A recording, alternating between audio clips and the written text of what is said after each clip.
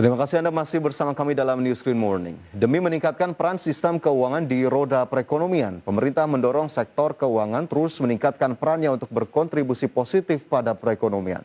Menteri Keuangan Sri Mulyani Indrawati pun meminta literasi keuangan, khususnya non-perbankan dapat ditingkatkan kapasitasnya untuk menjaga peluang pengembangan ekonomi yang lebih cepat.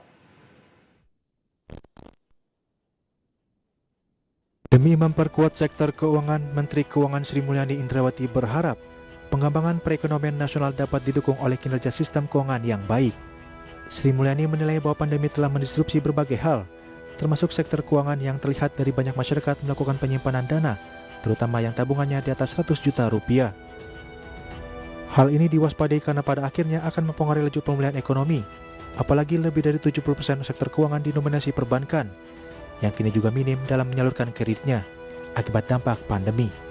Untuk itu, Sri Mulyani meminta sektor keuangan untuk ditingkatkan kedalaman dan stabilitasnya dengan mendorong literasi keuangan di banyak sektor investasi di luar perbankan, seperti pengembangan literasi pasar modal. Hal ini dinilai penting untuk menjaga peluang pemulihan ekonomi sekaligus meningkatkan potensi pertumbuhan ke depannya. Capital market kita barangkali sudah mulai bangkit, banyak sekali yang mulai melakukan IPO dan itu saya harap akan menjadi suatu tren yang makin meningkat. Namun karena size dari capital market kita, kapitalisasinya maupun dibanding dengan tadi yang saya sebutkan peranan sektor perbankan, maka kontribusi dari sektor capital market yang meningkat belum bisa mendorong keseluruhan secara signifikan.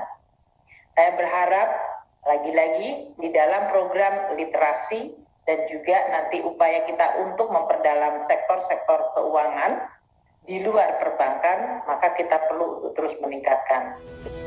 Sri Mulyani menambahkan bahwa Indonesia masih perlu untuk mengembangkan banyak alternatif investasi dan memperkuat edukasi dan literasi di tengah masyarakat. Di regional ASEAN, indikator aset sektor keuangan seperti aset perbankan, kapitalisasi pasar modal, aset industri asuransi, maupun aset dana pensiun dalam rasio terhadap PDB Indonesia masih yang paling rendah di antara 5 negara lainnya. Dari Jakarta, Raharjo Patmo untuk IDX Channel.